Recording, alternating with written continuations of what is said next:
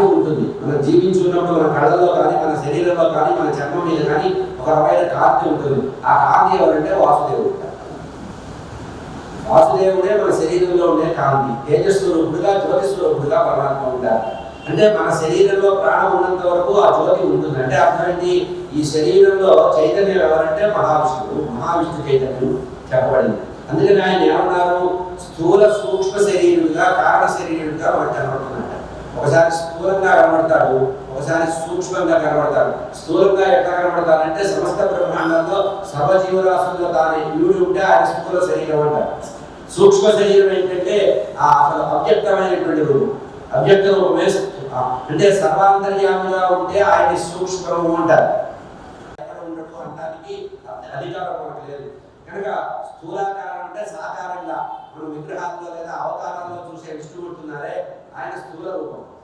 సూక్ష్మ రూపం ఏంటంటే అంతర్యామిగా పరమాత్మ జ్ఞాన స్వరూపంగా జ్యోతి స్వరూపంగా ఉన్నాడు. ఇట్లా అవ్యక్త రూపమైనటువంటి పరమాత్మ జగన్ నిర్మాణం చేసే సమయంలో, సృష్టి చేసే సమయంలో, వ్యవహారం చేసే సమయంలో, లయ సమయంలో ఆయనే ఉంటాడు. అయితే ఈయన ఎట్లా ఉంటాట, అజరుడుగా ఉంటాడు, అమరుడుగా ఉంటాడు, సర్వబీజుడుగా ఉంటాడు, సర్వమూలకారుడుగా ఉంటాడు అని కథయామి యథాపూర్వం దీనికి సంబంధించిన విషయం చెప్తున్నారు. మామూలుగా వేదమంత్రంలో చెప్తారు, అనోరణీయాన్ మహతో మహీయాన్ చెప్పబడింది. శృతిలో చెప్పబడాలి. అంటే ప్రతి అణువులో పరమాత్మ ఉంటాడు. అణువు పరమాణువు నుంచి ప్రతి దాంట్లో కూడా పరమాత్మ ఉంటాడు. అంటే అణువు కంటే ఇతరమైన పదార్థం కూడా పరమాత్మ ఉంటాడు. అంటే అణువు అంటే ఒక ఆకారం ఉన్నది, పరమాణువు అంటే దానిలో ఇంకా చిన్నది. కానీ అణువు పరమాణువు కంటే అతీతంగా అచ్యుతుడు ఉంటాడు. ఎవరైతే పరమాత్మ అచ్యుతుడిగా ఉంటాడో ఆయన జ్ఞానిగా గుర్తించండి. ఈ జ్ఞానంలో పరమాత్మ ఉంటాడు అని. అంతేకాకుండా పరమాత్మ ఎట్లంట నిర్మలుంట. ఈ నిర్మలుడు నాకు పరాశర మహర్షి మైత్రేయుడితో చెప్తున్నాడు ఏంటంటే, గుణసంగం లేని వాడిని నిర్మలుడు అన్నాడు. మనం కొంచెం ఎవరన్నా నిజాయితీగా ఉంటే చాలా నిర్మలమైన స్వభావం గలవాడు అని ఒక వ్యక్తి మనం డైట్ చేశాం. నిర్మలుడు అంటే అర్థం ఏంటంటే గుణసంగం లేనివాడు, ఎవరితో కూడా ఎటువంటి అటాచ్మెంట్ లేనివాడు, ఎటువంటి సంపర్కము లేనివాడు, అనుసంధానం లేనివాడు. ఇక భ్రాంతి దృష్టికి తగనివాడు. అంటే వస్తుగతంగా పరమాత్మ ఇట్లా ఉంటాడు, ఆయన కాళ్ళు ఇట్లా ఉంటాయి, ఆయన చేతులు ఇట్లా ఉంటాయి, ఆయన ముఖం ఇట్లా ఉంటుంది, ఇంత పొరుగుంటాడు, ఇంత వెడల్పుంటాడు, ఈ సంఘం లేనివాడు పరమాత్మ సర్వవ్యాపకం. ఇక పుట్టడం కానీ హాని వృద్ధులు కానీ ఉండవాడు పరమాత్మ. అటువంటి వారు పురాణ కథ నేను బ్రహ్మగారి ద్వారా విన్నానని పరాశర మహర్షి చెప్తున్నారు. అంటే ఆదికాలంలో రాసినటువంటి పరబ్రహ్మ పురాణాన్ని రచించారు. దక్షాతులు కురుపుత్రుడు అనేటువంటి రాజుకి నర్మదా తీరంలో చెప్పారు. ఏది పురాణ కథ. ఈ విష్ణు కథ ప్రధానంగా బ్రహ్మగారి నుంచి వచ్చింది, బ్రహ్మగారి నుంచి విష్ణుమూర్తికి వచ్చింది, విష్ణుమూర్తి నుంచి పరాశర వారికి వచ్చింది, పరాశర నుంచి వ్యాస మహర్షికి వస్తే మనకి రచించింది. అయితే దీన్ని చెప్తున్నారు. ఈ కథ మొట్టమొదటి ఎక్కడ మొదలైంది, బ్రహ్మగారికి చెప్పారు. ఎవరా బ్రహ్మ? ఇందాక చెప్పినట్టు హిరణ్యగర్భుడు, వేదంలో చెప్పినటువంటి హిరణ్యగర్భుడే బ్రహ్మగా మనకు కనబడుతున్నాడు. ఆ తర్వాత కాలంలో దక్ష ప్రజాపతి మొదలైనటువంటి వాడు కురుపుత్రుడు అనేటువంటి రాజుకు చెప్పారు ఈ విష్ణు పురాణాన్ని. ఎక్కడ చెప్పారు అంటే నర్మదా నదీ తీరంలో చెప్పారు. ఆ నర్మదా నదీ తీరంలో చెప్పినటువంటి విషయం చెప్తున్నారు. పరాణాం పరమః పరమాత్మ సంస్థిత రూపవర్ణాది నిర్దేశ విశేషేణ వివర్జిత. దానికి మళ్ళీ చెప్తున్నారు, పరమాత్మ అంటే ఒక వస్తువుగా మనం భావన చేస్తాం. ఎప్పుడైనా ఎవరి గురించి అలా చెప్పాలంటే ఒక వస్తువుగానో, ఒక వ్యక్తిగానో, ఒక ప్రదేశంగానో ఐడెంటిటీ చెప్తాం కదా. అలా పరమాత్మ గురించి ఏం చెప్పాలంటే సర్వజీవులలో ఆత్మగా ఉంటాడు పరమాత్మ. మన అంతరాత్మే పరమాత్మ, అంతరాత్మకి పరమాత్మకి తేడా లేదు. సర్వజీవుల్లో ఆత్మరూపంగా ఉండే పరమాత్మ నామరూప వర్గ భేదాలతో ఉంటాడు. అంటే నామరూప వర్గ భేదాలు అంటే ఆయన రాముడు అండి, ఆయన కృష్ణుడు అండి, ఆయన వరాహమూర్తి అండి, ఆయన నృసింహస్వామి అని మనం చెప్పుకున్నాం నామరూప భేదాలతో. అట్లా అమవర్గంగా ఉంటాడు. ఇక పరమాత్మ గొప్పతనం ఏంటంటే, మహావిష్ణువు యొక్క గొప్పతనం ఏంటంటే వికారం లేనివాడు. అట్లా అటువంటి పరమాత్మ విద్వాంసులు ఆ పరమాత్మను ఏమని పిలుస్తారు? వాసుదేవుడిగా పిలుస్తారు. సర్వత్రాసో సమందస్య వసత్యే తత్స్వభావేది వాసుదేవి. సర్వజీవులలో వసించి ఉంటాడు కనుక వాసుదేవుడు. సర్వభూత నివాసోసి వాసుదేవ నమస్తే. వాసుదేవుడు అంటే అర్థం ఏంటంటే సర్వజీవులలో వసించి ఉండేవాడు.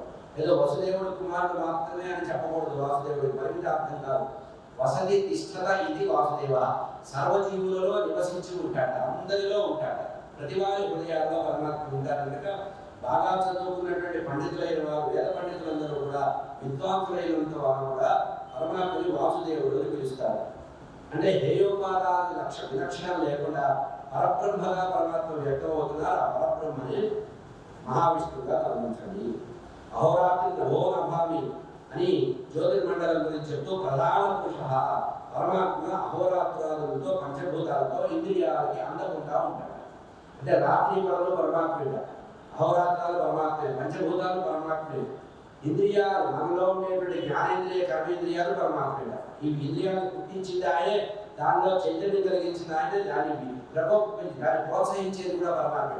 ఇప్పుడు మనం ఈ చెయ్యి ఎట్టాలంటే ఎవరు చెప్పారట? ఈ మెదడు నుంచి మెసేజ్ వస్తుంది. ఈ మెదడుకి ఎవరు మెసేజ్ ఇచ్చారు? పరబ్రహ్మ. నువ్వు ఇది చెయ్యరా అనే సంకల్ప వికల్పాలు చేసేది పరమాత్మ. ఇది నువ్వు చెయ్యొద్దు, ఇది చెయ్యి, ఇది చేస్తే నశిస్తావు, ఇటువంటివన్నీ పరమాత్మ చెప్తాడు. అంటే పరమాత్మ ఇంద్రియాలకు అందడు, పంచభూతాలకు అందడు, అహోరాత్రాలకు అందడు. ఇది ఒక మార్గం. ఇంకో మార్గం ఏంటంటే పగలు రాత్రి పరమాత్మే, ఈ పంచభూతాలు పరమాత్మే, ఇంద్రియాలను వసింపజేసేది, ఇంద్రియాలని ప్రసరింపజేసేది పరమాత్మ. అంటే అందులో ఉన్నాడంటే ఉన్నాడు, లేదంటే లేదు. అంటే అవ్యక్తుడు కదా పరమాత్మ, వ్యక్తావ్యక్త స్వరూపుడు పరమాత్మ. ఆ విష్ణు స్వరూపం నుంచి పురుషుడు ప్రధాన పురుషుడుగా వచ్చాడు. ఆ తర్వాత సృష్టి స్థితి లయం చేశాట. సర్వాంతర్యామి అయినటువంటి పరమాత్మ ఇచ్ఛానుసారంగా తన యొక్క ఇచ్ఛానుసారం లోకంలో లీలలు చేస్తుంటాడు. ఒకసారి బయటికి కనబడతాట, ఒకసారి కనబడుతుంటా ఉంటాడు. అంతర్బహిష్ట సర్వం వ్యాప్య నారాయణ స్థిత. తావేలు ఏ విధంగా అయితే తన శరీరంలో ఉండే అవయవాన్ని లోపలికి వెళ్ళిపోయి ఒకసారి బయటికి కనబడుతూ ఉంటాయో, అట్లా పరమాత్మ కూడా సృష్టి స్థితి లయాలు కల్పించి ఒకసారి ఉండడం, ఒకసారి లేకపోవడం అనేది ఉంటుంది. ఈ విధంగా సర్వేశ్వరుడైనటువంటి పరబ్రహ్మ విష్ణువుగా వికారరహితుడుగా ఉన్నాడు. అణు రూపంలో ఉన్నాడు, బ్రహ్మాండ రూపంలో ఉన్నాడు అని పరాశర మహర్షి చెప్తున్నారు మైత్రేయ మహర్షి. ఆ తర్వాత పరంపరగా సృష్టి క్రమాన్ని చెప్తున్నారు. ఆ తర్వాత అనేకమైనటువంటి శక్తులు కలిగినటువంటి నానాశక్తి స్వరూపమైనటువంటి నానావీర్య బుధభూత అని అనేకమైనటువంటి వీర్య సంపద గురించి కూడా వివరించి చెప్పారు. ఆ తర్వాత కాలస్వరూపాన్ని చెప్తున్నారు. మైత్రేయ మహర్షి అడిగాడు పరాశర మహర్షి, అయ్యా మీరు చెప్పినటువంటి విషయాల్లో నాకు కొంచెం గంభీరంగా కొన్ని విషయాలు తెలుసుకోవాలని. నిర్గుణస్య అప్రమేయస్య శుద్ధస్య అమలాత్మనః కథం సత్యాలి కృత్స్వం బ్రహ్మణ్యో అభ్యుపద్యతే అడుగుతున్నారు. స్వామి, గుణము లేనిటువంటి, అంటే పరమాత్మకి గుణం లేదని చెప్పారుగా. పరమాత్మకి గుణము లేదు, రూపము లేదు, వికారాలు లేవు అని మీరు ఇంకా ముందే చెప్పారు. ఆ తర్వాత దేశకాలానికి పరిమితులు లేవన్నారు కదా. అటువంటి దేశకాల పరిమితులు లేని పరమాత్మ మరి కాలం ఎక్కడి నుంచి పుట్టిందో చెప్పమన్నారు. దేశాలు కాలాలు లేవని మీరు చెప్తే అసలు కాలం ఎక్కడ పుట్టిందంటే దానికి చెప్తున్నారు. శక్తయా నారాయణాఖ్యో భగవాన్ బ్రహ్మలోక పితామహ ఉత్పన్న ప్రోచతే విద్వన్ నిత్య ఏవోపచారిత. దానికి సంబంధించి చెప్తున్నారు. నాయన ఓ మైత్రేయ మహర్షి, పరాశర మహర్షి చెప్తున్నారు, తపస్వి, భగవంతుడు సృష్టి ఎట్లా ప్రవర్తించాడో నేను చెప్తాను. మీరు నారాయణే బ్రహ్మగా, ఆదినారాయణమూర్తి పరబ్రహ్మ బ్రహ్మగా మారాట. లోకపితామహుడై తనంతరంగా తాను ఆవిర్భవించాడు. అంటే ఆదినారాయణుడు జలసాయి అయినటువంటి జనార్దనుడు ఒక పురాణ సందర్భంలో మహాప్రళయం వచ్చిందిట. మహాప్రళయం వచ్చి సమస్త బ్రహ్మాండాలను కూడా జలంలో మునిగిపోతే, అన్ని లోకాలు అంతరించిపోతే, అప్పుడు నారాయణమూర్తి ఏం చేశాట? యోగ నిద్రకు ఉపకరించాడు. యోగ నిద్రకు ఉపకరించినటువంటి నారాయణమూర్తి ఆయన యొక్క నాభికమల నుంచి బ్రహ్మగా ఉదయించాడు. దీన్ని ఏమన్నారు? లోక పితామహుడు అన్నారు. బ్రహ్మలోక పితామహుడు స్వయంగా వచ్చాట. ఇక్కడ ఏం చెప్తున్నారంటే విష్ణు పురాణంలో చాలా ప్రమాణం చెప్తున్నారు. జలం మీద నిద్రించిన ఆయన కూడా నారాయణుడే. ఆ నారాయణుడు పరబ్రహ్మే. ఆ పరబ్రహ్మ నుంచి నావికమల నుంచి బ్రహ్మగారు వచ్చారు. అంటే అర్థం ఏంటి? పరబ్రహ్మ నుంచి బ్రహ్మ వచ్చాడంటే ఆ పరబ్రహ్మే బ్రహ్మగా మారి వచ్చాడు. ఆయన నావికమల నుంచి వచ్చాడు అంటే అర్థం ఏంటంటే ఆయనే ఈయనగా వచ్చాడు. దానిలో నుంచి అంటే మనం ఒక నెగిటివ్ ఫీలింగ్ తీసుకొని దాని నుంచి పాజిటివ్గా ఎన్ని ప్రింట్లు తీసినా ఎట్లా వస్తాయో ఆ పరబ్రహ్మ కూడా ఆ రకంగా భగవంతుడిగా ఆవిర్భవించాడు. బ్రహ్మగారి ఆ పరబ్రహ్మ నావికముల నుంచి పుట్టాడు. ఎప్పుడైతే పరబ్రహ్మ నావికముల నుంచి బ్రహ్మగారు పుట్టారో ఆ బ్రహ్మగారు పుట్టగానే జీవులందరూ కూడా ఆయన నుంచి పుట్టారు. అంటే పరబ్రహ్మ అయినటువంటి ఆ ఆదినారాయణమూర్తి నుంచి బ్రహ్మ పుట్టాడు. ఆ బ్రహ్మ నుంచి సర్వజీవులు కూడా పుట్టారు. ఇది ఔపచారికంగా పుట్టారు అన్నారు. అంటే పుట్టారా ఇప్పుడు ప్రత్యేకంగా అంటే మళ్ళీ దానికి వివరం చెప్తున్నారు. ప్రత్యేకంగా ఇప్పుడు పుట్టడం లేదయ్యా, అనాదినిధుడైనటువంటి పరమాత్మ నుంచే ఇవన్నీ వచ్చింది. ఇక్కడ తాత్పర్యం ఏంటంటే ప్రతి పురాణంలో చివరిలో చెప్పే మాట ఏంటంటే సమస్తమైనటువంటి బ్రహ్మాండం కూడా పరబ్రహ్మ యొక్క సంకల్ప వికల్పాల చేత వస్తాయి. సంకల్పం కలిగితే వస్తారు, వికల్పం అయితే కలిసిపోతారు. అంటే అర్థం ఏంటి? పొద్దున్నే 10:30కి ఆఫీస్ తెరిచారండి, ఊడ్చేవాడు వస్తాడు, ఊడుస్తాడు, టేబుల్ అన్ని తుడుస్తాడు, అందరి టేబుల్ మీద నీళ్లు పెడతాడు, అందరికి లైట్లే ఫ్యాన్లు వేస్తాడు, పెడతాడు, కూర్చుంటాడు.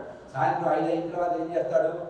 అదే అటెండర్ మొత్తం అన్ని లైట్లు తీసేస్తాడు, ఫ్యాన్లు తీసేస్తాడు, ఆ నీడ సీసాలన్నీ పక్కన పెట్టేస్తాడు, రూములు ఒక్కొక్క రూము తాళం వేసుకుంటూ బయటకు వచ్చేస్తాడు. మనకు అర్థమైన విషయం ఇది. అంటే మహాప్రలయం, మహాసృష్టి ఇవి అంటే అర్థం అదే. అంటే ఒక కార్యం కోసం ఒక కార్యాలయం తయారైతే అది అయిపోయిన తర్వాత ముగియడమే. ఇక్కడ అదే చెప్తున్నారు. ఏ పరమాత్మ అయితే మహాప్రలయంలో ఈ బ్రహ్మాండాన్నంతా కూడా ఏం చేశారో అదే పరమాత్మ, అదే పరబ్రహ్మ మళ్ళీ ఆది సృష్టి చేశారు. అంటే అర్థం ఏంటి?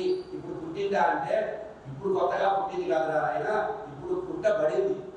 పుట్టబడడం అంటే అర్థం ఏంటంటే ఇంతకుముందు ఒకసారి ఉందిరా, మళ్ళీ వచ్చింది. ఈ మధ్యలో ఆదివారం ఏది వచ్చింది? మహాప్రలయం అర్థం. ఆదివారం నాడు మొత్తం పూజేస్తారు కదా, ఏ ఆఫీసు తెచ్చుంటారు. అంటే అర్థం ఏంటి? శనివారం సాయంత్రం ప్రళయం ప్రారంభమైంది, అది మహాప్రలయంగా ఆదివారం నాడు సంభవించింది. సోమవారం మళ్ళీ ఆఫీసు మళ్ళీ తెచ్చారు. మనకు సెలవు వచ్చింది రా బాబు, వీకెండ్ అని అనుకుంటాం, చివరికి వీక్ అయిపోతాం, మళ్ళీ కొత్తగా వారం పడుతుంది. అట్లాగే ఒకప్పుడు ఉన్న సృష్టి అంటే ప్రతి శనివారం వారంలో ప్రతి శనివారం ఉంటుంది, ప్రతి ఆదివారం ఉంటుంది, ప్రతి సోమవారం ఉంటుంది. అట్లాగే ఈ మహాప్రలయం రావడానికి ముందు సృష్టి ఉంది, ఆ తర్వాత ప్రళయం వచ్చింది, మహాప్రలయంలో వచ్చింది, ఆ తర్వాత మళ్ళీ జీవులందరూ పుట్టారు. అంటే జీవులందరూ కూడా ఎక్కడ లయించబడ్డారో, లయం చెందారో ఆ జీవులు మళ్ళీ పుట్టారు. అందుకని ఇక్కడ ఔపచారికం అనే పదం వాడారు. ఔపచారికం అర్థం ఏంటంటే అది ఒక లాంఛనం, ఫార్మాలిటీ మాత్రమే. అంటే ఒకప్పుడు ఉన్నది మళ్ళీ వెళ్ళిపోయింది, మరుగుపడింది. అంటే చీకట్లో వస్తువు కనపడకపోతే సూర్యోదయంలో మళ్ళీ అదే వస్తువు కనపడుతుంది. అట్లా సృష్టి ఔపచారికమనే పదం ఎందుకు వాడారంటే వ్యాసభగవానుడు ఇక్కడ ఒకప్పుడు ఉన్నదే ఇప్పుడు ఉపచారంగా, అంటే ఒక అనౌన్స్ చేయడం మాత్రమే సృష్టి జరిగింది అని కనుక సృష్టి సర్వకారాల్లో ఉంది. ఇట్లా మొట్టమొదటి పూర్వార్థంలో 50 ఏళ్ళు గడిచిందట. సృష్టి జరగడానికి 50 ఏళ్ళు బ్రహ్మగారి కాలం నడిచిందట. 50 ఏళ్ళు బ్రహ్మగారి కాలం. అంటే మనకు ఒక ప్రళయకాలం, ఒక మన్వంతరం జరిగితే బ్రహ్మకు ఒక పగలు, ఇంకొక మహాప్రళయం జరిగి ఇంకొక మన్వంతరం జరిగితే అంటే 14 మన్వంతరాలు ఉన్నాయి కదా మనకి. ఈ 14 మన్వంతరాలు జరిగితే ఆయన ఒక పగలు అయింది కదా. బ్రహ్మగారి ఆయు ప్రమాణంలో ఒక పగలు అయింది. 14 మన్వంతరాలు అంటే మనవు నుంచి స్వయంభోగం నుంచి 14 మనవులు వెళ్ళిపోయే వరకు బ్రహ్మగారికి ఉండేటువంటిది పూర్వార్థం. ఆ తర్వాత 50 ఏళ్ళు పరార్థం జరిగింది. అంటే బ్రహ్మగారు ఆయుష్ 100 సంవత్సరాలు అనుకుందాం, పూర్ణాయుష్ శతమానం భవించి అంటారు కదా.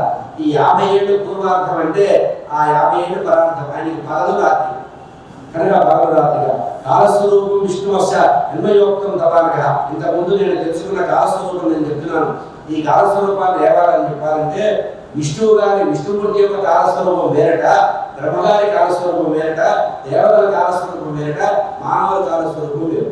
అంటే మనకి సెకండ్లు, నిమిషాలు, రోజులు, వారాలు ఇట్లా ఉన్నాయో